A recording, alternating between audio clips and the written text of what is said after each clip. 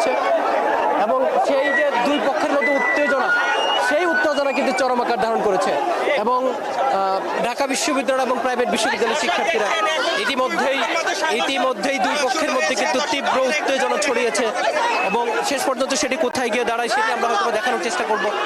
তো পরিবেশ যে অবস্থায় দাঁড়িয়েছে, দুই পক্ষের মধ্যে কিন্তু আমরা মারামারি দেখতে পাচ্ছি এবং হাতাহাতি হচ্ছে। বেলা 4টার দিক থেকেই দুই পক্ষের মধ্যে প্রাইভেট বিশ্ববিদ্যালয় এবং ঢাকা বিশ্ববিদ্যালয়ের শিক্ষার্থীদের মধ্যে এক প্রকার উত্তেজনা তৈরি হয়। বাছাই করা আলু আর স্পাইসি সিজনিং এ প্রাণ পোটাটা চিপস নাকি বিস্কিট খেয়ে বুঝে নাও। এই উত্তেজনা কিন্তু এখন ব্যাপক আকার ধারণ করেছে এবং আপনারা দেখতে পাচ্ছেন যে প্রাইভেট বিশ্ববিদ্যালয়ের শিক্ষার্থী এবং ঢাকা বিশ্ববিদ্যালয়ের শিক্ষার্থীদের মধ্যে কিন্তু হাতাহাতি হচ্ছে এবং যেই সাংবাদিক সম্মেলন ছিল সেই সাংবাদিক সম্মেলন কিন্তু ইতিমধ্যেই পণ্ড হয়ে গেছে বলতেই পারেন এবং শিক্ষার্থীরা কিন্তু প্রাইভেট বিশ্ববিদ্যালয়ের শিক্ষার্থীরা তারা বলছেন যে তাদের সাথে বৈষম্য করা হচ্ছে।